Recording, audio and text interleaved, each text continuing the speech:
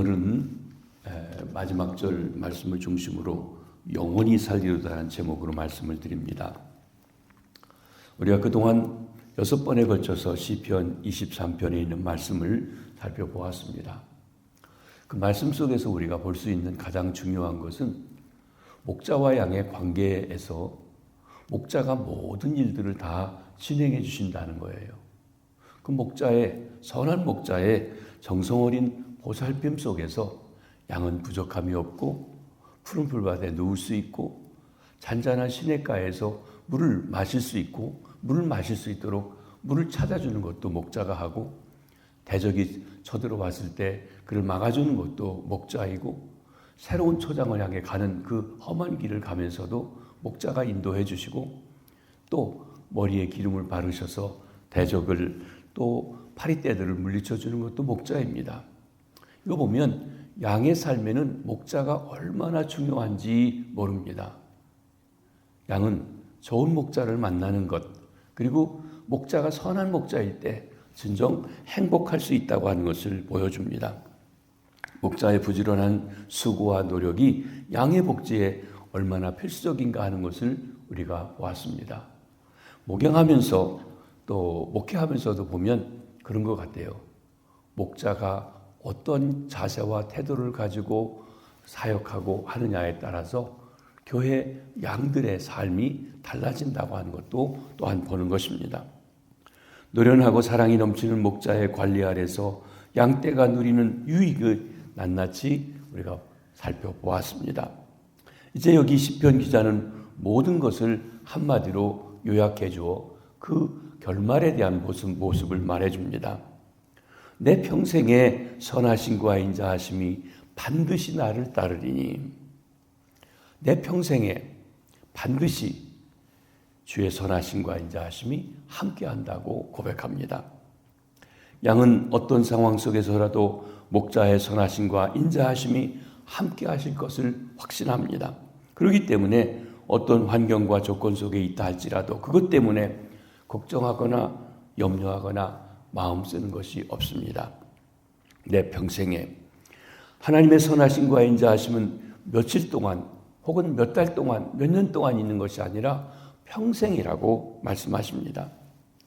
부활하신 주님께서 40일 동안 제자들을 만나신 후에 떠나가시면서 마지막 마태복음에 이렇게 약속하셨습니다. 하늘과 땅의 모든 권세를 내게 주셨으니 그러므로 너희는 가서 모든 민족을 제자로 삼아 아버지와 아들과 성령의 이름으로 세례를 베풀고 내가 너에게 분부한 모든 것을 가르쳐 지키게 하라. 볼지어다 내가 세상 끝날까지 너희와 항상 함께 있으리라.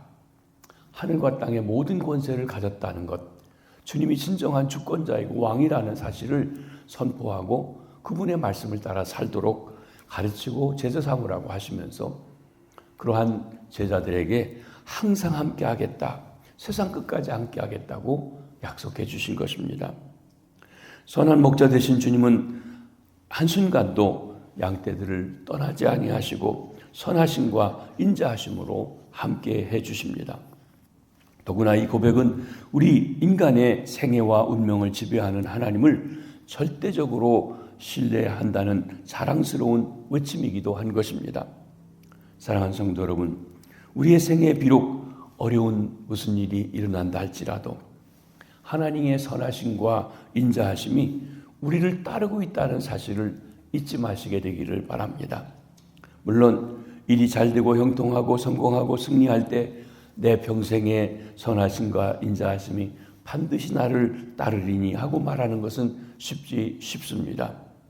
그러나 내 몸에 심각한 병이 걸렸을 때 뭐라고 말할 수 있습니까? 사랑하는 배우자가 고통 속에서 죽어가고 있는 것을 볼 때 뭐라고 말할까요? 나는 직장을 잃고 가족은 가난 속에 시달리는데 뭐라고 말할 수 있을까요? 양심적으로 말해서 나는 잘못한 것도 없는데 사람들의 중상 모략 당한 한 일도 없는데 사람들이 나를 멀리하고 돌아서고 또 나쁜 이야기를 있지도 않은 이야기를 할 때 나는 뭐라고 말해야 좋을까요? 내가 그동안 쌓았던 일들이 다 무너져 내리고 기대와 소망이 숲으로 돌아갈 때 그때도 나의 평생의 선하심과 인자하심이 반드시 나를 따르리니 라고 고백할 수 있냐는 것입니다. 요즘 우리 주변에 있는 일로 하면은 내 집이 다 불타고 있는 것을 볼 때도 주의 선하심과 인자하심이 나랑 함께 합니다.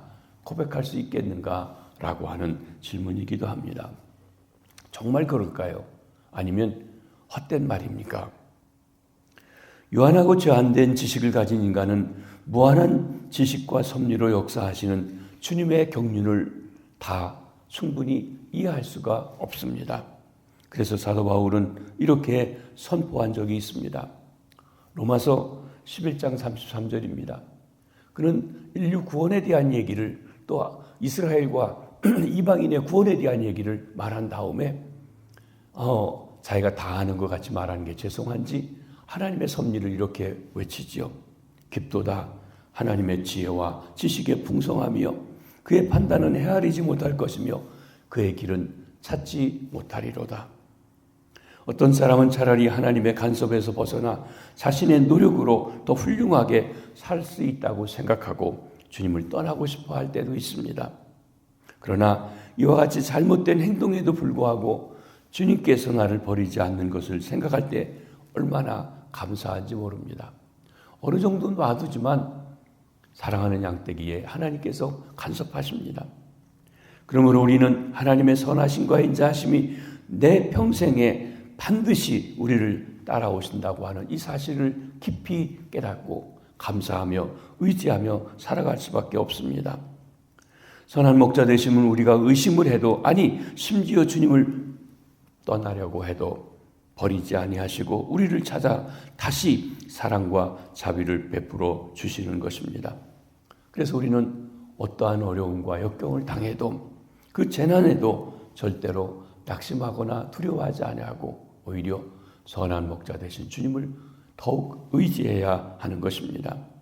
그때 우리는 생활 중에서 주의 선하심과 인자하심을 깊이 맛보게 되어질 것입니다. 여기 시인 다윗이 언약을 지키고 풍성한 기업을 주신 하나님의 신실성에 대해서 앞으로 그의 남은 삶도 하나님의 안에서 복될 것을 확신하고 있는 것입니다. 신실하심, 선하심, 중요한 단어입니다. 선하다, 토브라고 하는 히브리 말인데 이 말은 창세기 1장에 창조 기사가 나오면서 하루의 일이 마치면서 하나님이 보시기에 좋았더라, 보시기에 좋았더라 하는 그 단어가 이 토브라고 하는 단어입니다. 이 말은 하나님이 원래 의도하신 대로 창조되었다는 의미입니다.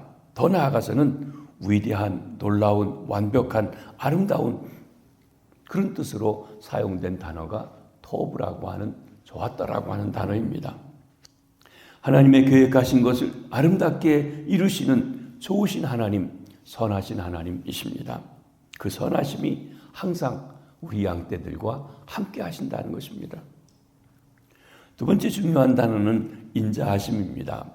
히브리 말로 헤세드라고 하는 단어인데 아주 중요한 단어입니다. 우리말로 인자하다고 하는 건 부드럽고 착한 것 그렇게 생각하기 쉬운데 그런 의미하고 다릅니다. 이 헤세드는 약속한 것을 끝까지 지키신다는 것입니다. 그래서 성경에서 보면 약속했어. 사실 약속을 안 지키면 약속할 때 이 가비넌트라고 하는 그 약속이라고 하는 말을 메리트라고 하는 말 속에는 짐승을 잡아서 반으로 자르고 그 사이를 둘이 같이 지나갑니다. 약속을 어기면 이 짐승이 잘라지듯 서로가 죽는다. 목숨을 걸고 약속을 지킨다 하는 것이에요. 그런데 하나님과의 약속에서 우리 인간이 저버렸을 때 때로 징계도 하시지만 하나님은 그렇다고 버리지 아니하시고 다시 돌이킬 수 있도록 하시고 끝까지 그 약속을 지키신다는 거예요. 이게 인자하심입니다. 이게 헤세드입니다. 그렇습니다. 변함없는 사랑입니다. 신실한 사랑입니다. 이것을 우리가 믿을 수 있다는 것입니다. 다윗은 과거에 체험한 주님의 선하심과 인자하심에 근거해서 언약 백성 그의 양떼에 대한 하나님의 축복이 앞날에도 미래에도 아니 내 삶이 끝날 때에도 영원히 계속되게 될 것이라고 하는 확신을 고백하고 있는 것입니다. 선한 목자 되신 주님을 온전히 의지한 상황, 어떠한 상황 가운데서도 주님은 우리를 위해서 가장 옳은 일, 가장 귀한 일을 하신다는 것을 믿게 됩니다. 한마디로 바울이 고백한 것처럼 하나님을 사랑하는 자, 곧 그 뜻대로 부르심을 입은 자에게는 모든 일을 합력하여 선을 이루어 주신다는 것입니다. 내가 비록 받을 만한 자격이 없다 할지라도 주님의 크신 사랑으로 끊임없이 흘러나오는 주의 선하심과 인자하심이 나에게 계속 날마다 흘러오는 것입니다. 이 하나님의 사랑은 주님의 양을 사랑하고 주님의 일을 사랑하며 목자로서 주님의 역할을 사랑하시는 그런 사랑입니다. 요한복음 10장 10절에 주께서 선한 목자로서 이렇게 고백하십니다. 나는 선한 목자라. 선한 목자는 양들을 위하여 목숨을 버리거니와. 이렇게 생각할 때 우리는 나를 통해서 다른 사람에게 이익을 줄 수 있는 방법은 없을까 생각해야 합니다. 내 평생의 선하심과 인자하심이 나에게 흘러오는 것과 같이 그 선하심과 인자하심을 우리가 받은 그것을 또 어디로 가든지 다른 사람들에게 남겨야 한다고 하는 것입니다. 주님을 닮았다라고 하는 것, 바로 그것이라고 할 것입니다. 양을 찌는 사람들의 말에 의하면 양의 걸음은 다른 종류의 가축들의 걸음보다 비교가 안 될 정도로 좋다고 합니다. 목장 전체에 골고루 흩어져 있을 때 양의 걸음은 토양에 아주 좋은 것입니다.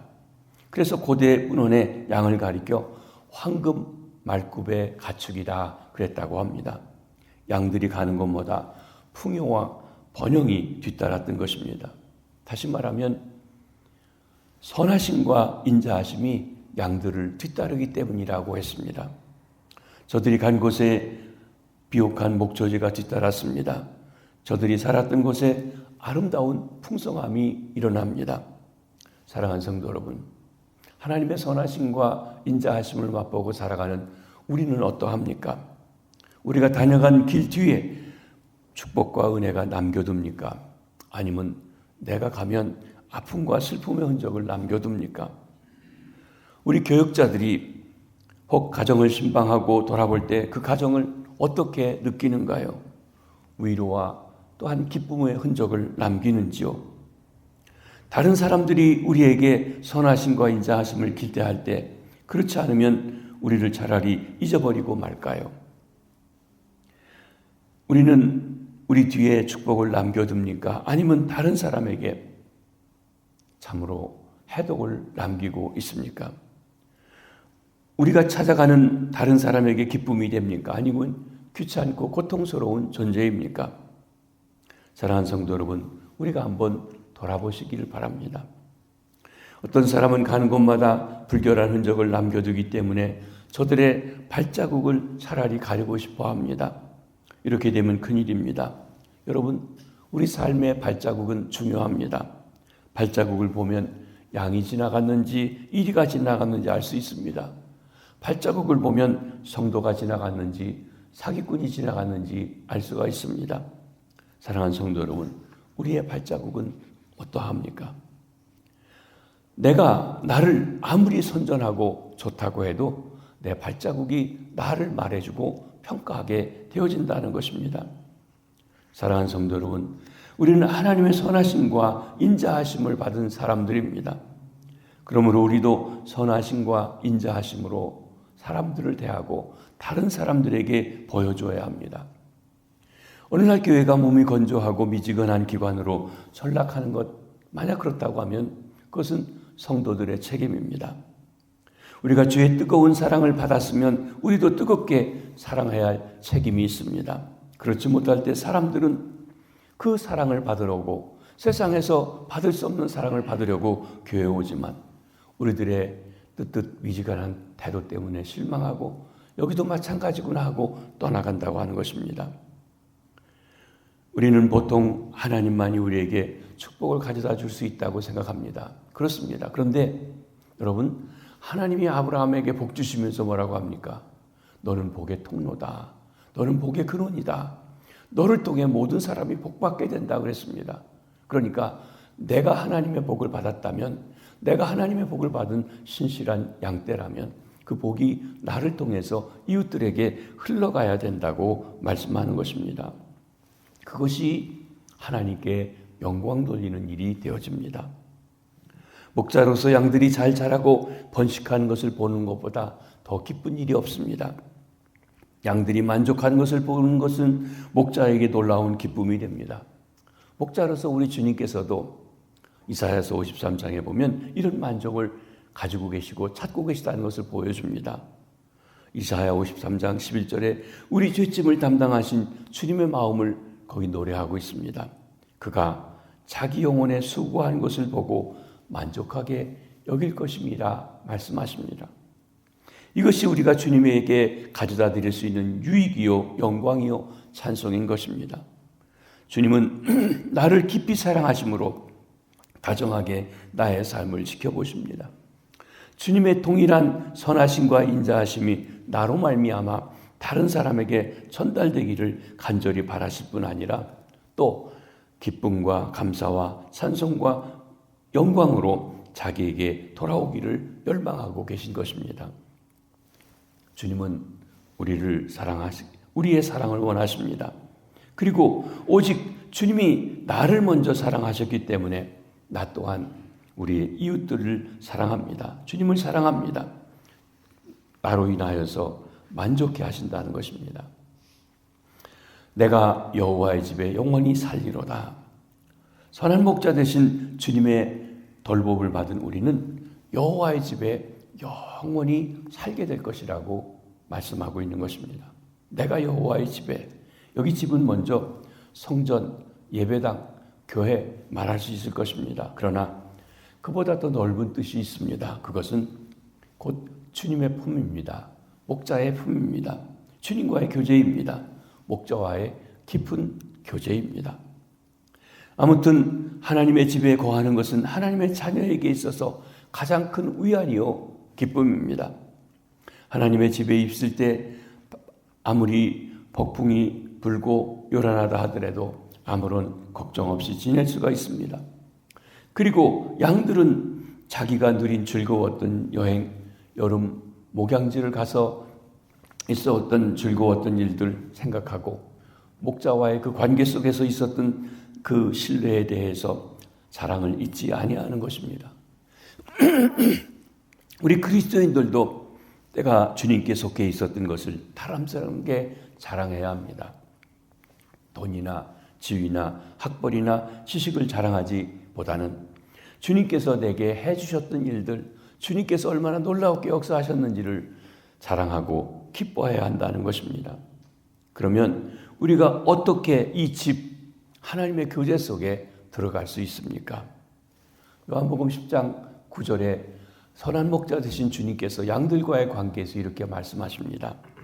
내가 문이니 누구든지 나로 말미암아 들어가면 구원을 받고 또 들어가며 나오며 꼴을 얻으리라.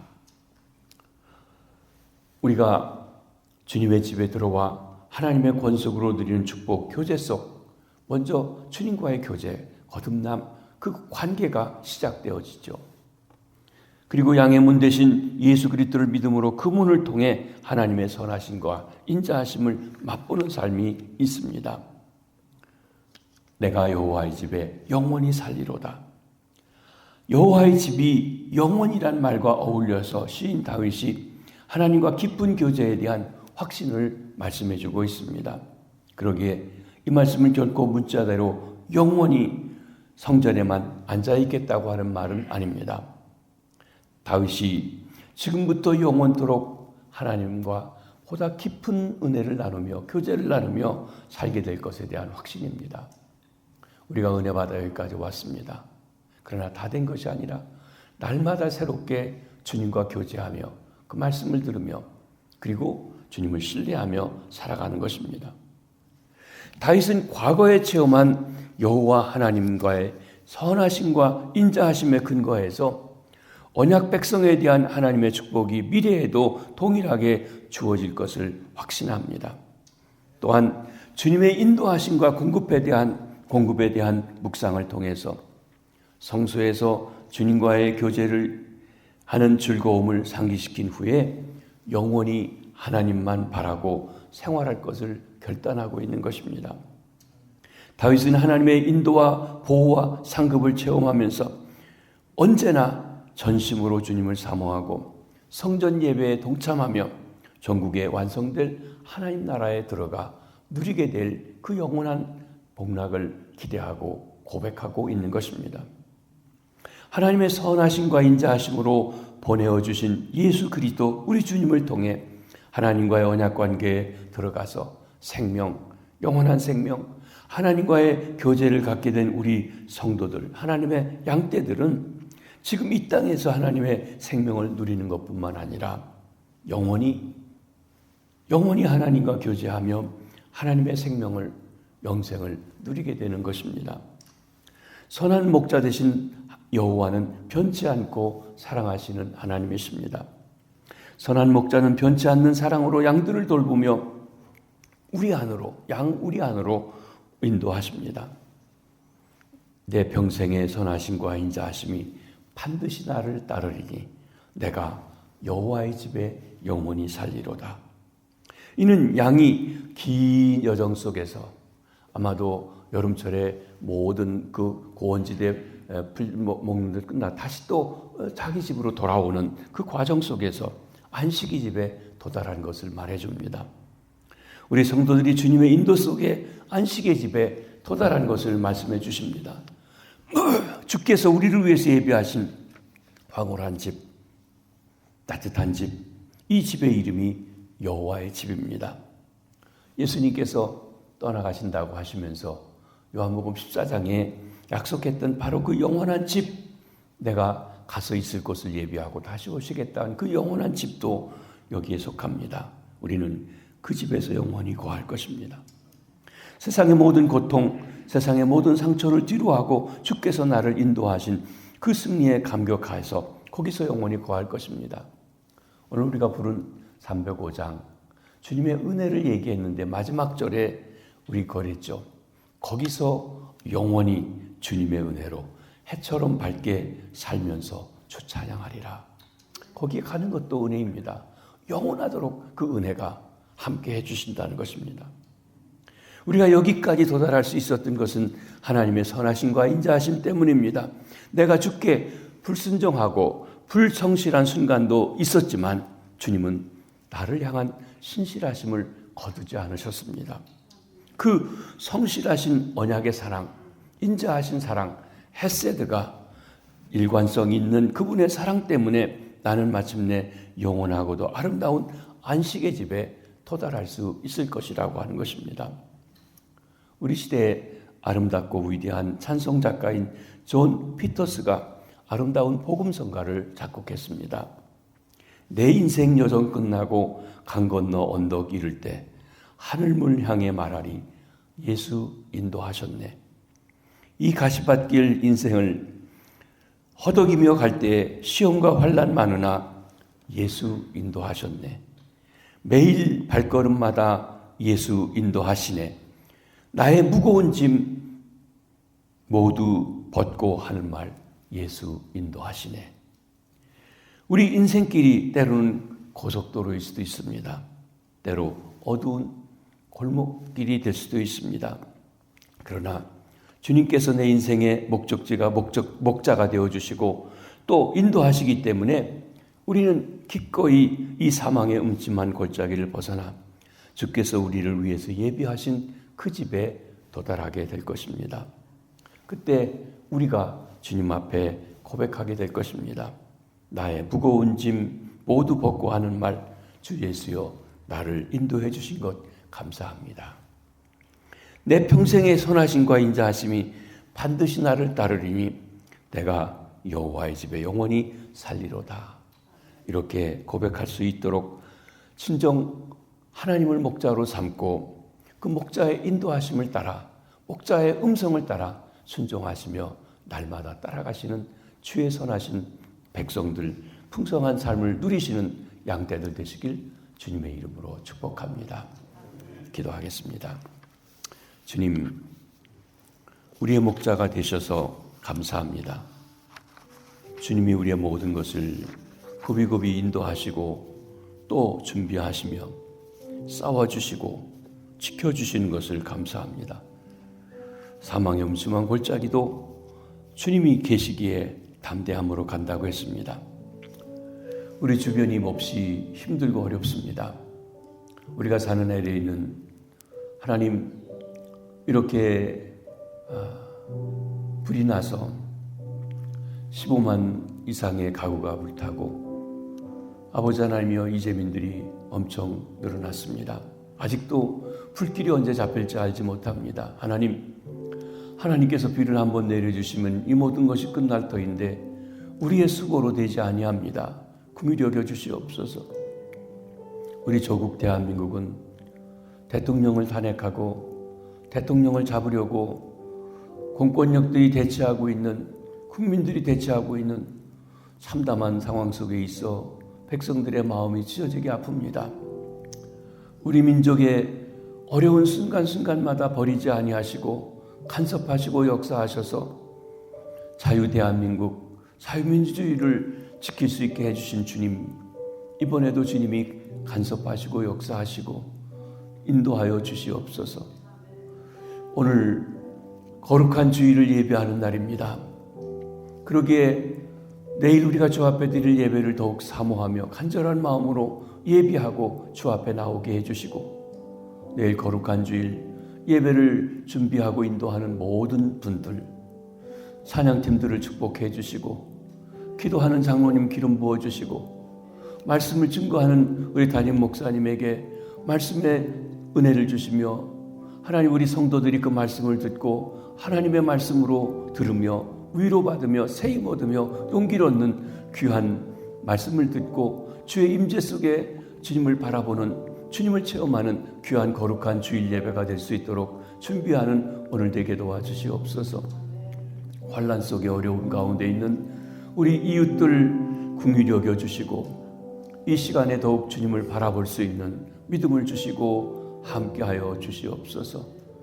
이 하루도 주님 앞에 온전히 올려드리옵고 예수님 이름으로 기도하옵나이다. 아멘. 자유로 기도하십니다.